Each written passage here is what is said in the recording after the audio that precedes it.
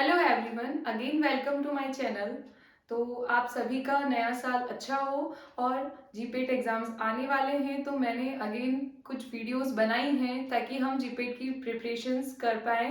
तो हम स्टार्ट करते हैं। आज जो मैं आपके लिए टॉपिक लाई हूँ वो है विटामिन्स। तो विटामिन्स जीपेट के अकॉर्डिंग भी इम्पॉर्टेंट है, बहुत सारे क्वेश्चंस बनते हैं। तो हम इसको जो दो पार्ट में डिवाइड किया है। नेक्स्ट वीडियो में मैं आपको स्ट्रक्चर्स और इसका जो बायोलॉजिकल फंडामेंट्स हैं वो क्लियर करूंगी। तो आज हम जनरल इंट्रोडक्शन पढ़ते हैं विटामिन्स के बारे में। तो स्टार्ट करते हैं।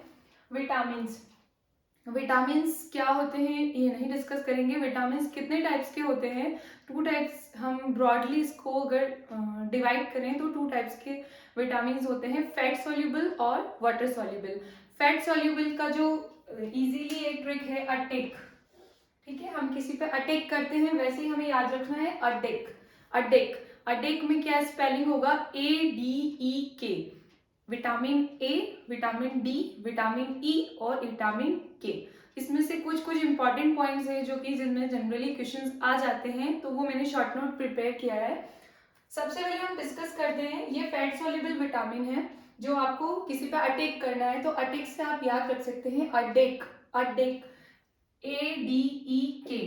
तो फैट सॉल्युबल में सबसे पहले है विटामिन ए। विटामिन ए जो है वो किससे मिलता है? हमें बीटा कैरोटीन से मिलता है। उसका अगर डीऑक्सीजनेशन या डीऑक्सीजनेस एंजाइम के प्रेजेंस में रिएक्शन होती है तो हमें विटामिन ए मिलता है। एक क्वेश्चन है विटामिन ए से कि इससे कौन कौन सी डिजीज होती है या इसकी कमी से क्या क्या होता है, वो क्वेश्चन आया था। तो ये मैं आपसे बताती हूँ।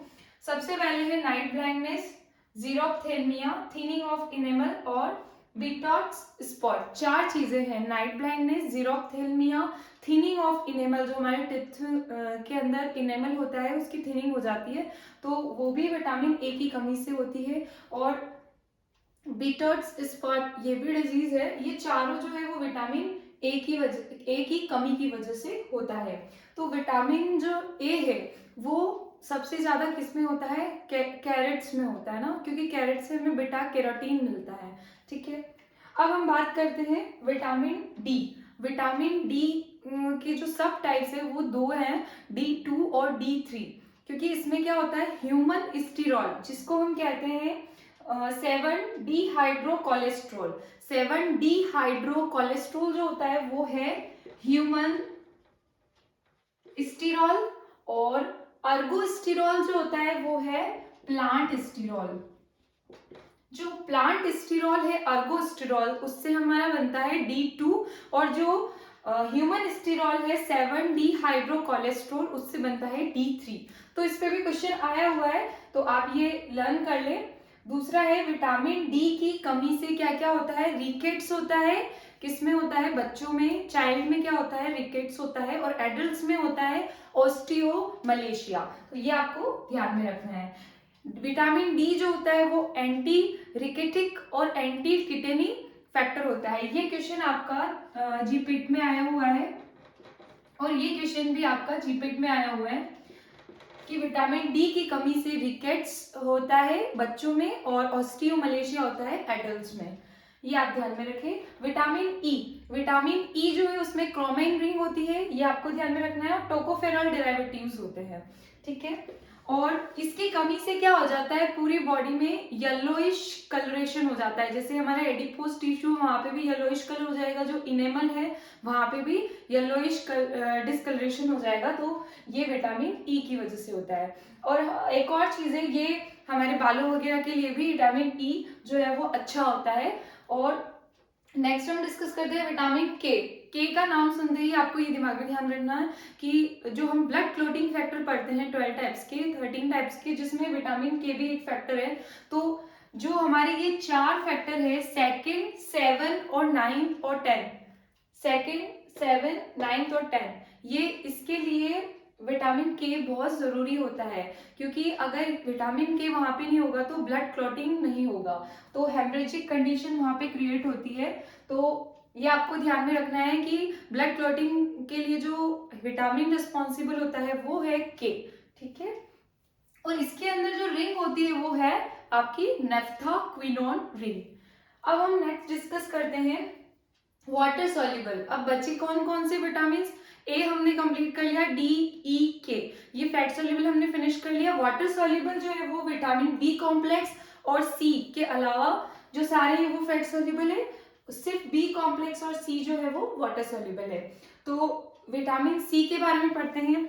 तो विटामिन सी जो है वो आपके सबसे पहले इम्यूनिटी बूस्ट करता है। तो जैसा कि इसके अंदर एक क्वेश्चन बना था कि विटामिन सी की कमी से कौन सी डिजीज होती है? स्कर्वी। दूसरी चीज है, अगर आप कोई भी किसी भी जो ह्यूमन है उसके अंदर अगर हीमोग्लोबिन की कमी है और वो आयरन ट्रीटमेंट पे है, तो अगर वो उसके साथ में विटामिन सी भी कंजर्व करता है तो उससे आयरन एब्जॉर्प्शन अच्छा होता है, ये आपको ध्यान में रखना है। और दूसरी और चीज है कि इम्यूनिटी बूस्ट करता है, जैसा कि अभी कोरोना के अंदर विटामिन सी जितने भी सिट्रस फ्रूट्स हैं उसमें विटामिन सी होता है, और कितनी इसकी होनी चाहिए, वो इसकी क्वांटिटी है, इसका डोज है 30 मिलीग्राम पर डे जो होता है वो बच्चों में होना चाहिए, और 70 मिलीग्राम पर डे होना चाहिए एडल्ट्स में, ये आपको ध्यान में रखना है। अब हम बात करते हैं विटामिन बी कॉम्प्लेक्स की, जो कि बहुत बड़ा है। तो विटामिन बी वन की कमी से कौन सी डिजीज होती है? थियामीन इसका नाम होता है, और इसकी कमी से होता है बेरी। दूसरा हो गया बी टू में क्या इंपॉर्टेंट है कि जब आप हाइड्रोजन ट्रांसफर रिएक्शंस पढ़ते हैं बायोकेमिस्ट्री के अंदर, तो बी टू जो वो है वो वर्क करता है FMN और FAD की जगह, तो ये आपको ध्यान रखना है, ये इंपॉर्टेंट फैक्टर है बी टू के लिए। बी टू को राइबोफ्लेविन भी कहा जाता है। दूसरा हो गया हमारा बी थ्री, बहुत इंपॉर्टेंट है, इससे क्वेश्चन बना था। पेलेग्रा जो डिजीज होती है, पेलेग्रा में क्या होता है? डर्मेटाइटिस होता है, देन डिमेंशिया होता है, देन डेथ हो जाती है। तो बी3 जो है वो एंटी पेलेग्रा जो फैक्टर है वो कहलाता है बी3, और इसको नियासिन भी कहा जाता है। और इसमें हम वापस बात करेंगे, जैसे कि हाइड्रोजन ट्रांसफर रिएक्शंस में बी2 वर्क करता है FMN और FAD की तरह, वैसे ही बी3 वर्क करता है NADP और NAD की तरह। अब हम बात करेंगे बी5 की। बी5 का जनरली नाम होता है pantothenic acid. B6 again important है, पायरिडॉक्सिन कहा जाता है। हमने पहले एंटी ट्यूबरकुलर ड्रग्स पढ़ी थी जिसके अंदर आइसोनिएजेट पढ़ा था। आइसोनिएजेट का जो मेजर साइड इफेक्ट था वो था पेरिफेरल न्यूरोपैथी। तो पेरिफेरल न्यूरोपैथी में अगर हम जो पेशेंट है उसको बी6 का ट्रीटमेंट दे तो वो जो पेरिफेरल न्यूरोपैथी है वो डिक्रीज हो जाता है। तो इस तरह से बी6 जो है उसका यूज कहाँ आता है? पेरिफेरल न्यूरोपैथी में।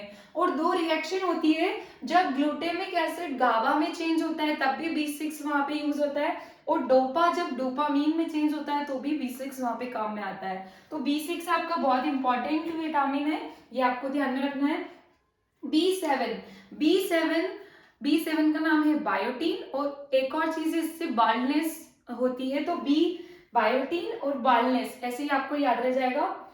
अब बहुत इंपॉर्टेंट अगेन आ गया बी12 और फॉलिक एसिड। जब भी हम एनीमिया, मिगेलोब्लास्टिक एनीमिया की बात करते हैं तो साइनोकोबालेमिन यानी कि बी12 की डिस्कस करते हैं, और फॉलिक एसिड जैसे कि आप जानते हैं, और एंटी पर्सिनियस ये जो है फैक्टर कहलाता है, एंटी पर्सिनियस फैक्टर बी12 और फॉलिक एसिड। इसमें जो रिंग होती है वो होती है कोरिन रिंग, और इसमें जो ग्रुप्स प्रेजेंट होते हैं वो है CO और CN। तो अब हम बात करते हैं इसकी वजह से कौन सा होता है? मिगेलोब्लास्टिक एनीमिया, ये आपको ध्यान में रखना है। तो ये आपका पूरा हो गया बी कॉम्प्लेक्स। तो हमने क्या क्या इंपॉर्टेंट डिस्कस किया। फैट सोल्यूबल में अडेक है जिसमें विटामिन ए की कमी से ये हो रहा था, और ये एक और चीज है कि ये जो है वो प्लांट UV एक्सपोजर पे डिग्रेड हो जाता है विटामिन ए। विटामिन डी में आपको ये ध्यान में रखना है प्लांट स्टीरॉल कौन सा है, ह्यूमन स्टीरॉल कौन सा है, और उसकी कमी से कौन सी चीज हो रही है। विटामिन ई में कौन सी रिंग है और कौन सा डेरिवेटिव है, टोकोफेरॉल इसका नाम होता है। विटामिन के का नाम आते ही आपका हो जाना चाहिए ब्लड क्लोटिंग फैक्टर। और कौन कौन से फैक्टर है ये आपको ध्यान में रखने हैं। एक और चीज है वापस से वाटर सॉल्युबल में भी यही है, विटामिन सी का आपको ध्यान भी रखना है, मेनली आयरन एब्जॉर्प्शन में हेल्प करता है, स्कर्वी से होता है।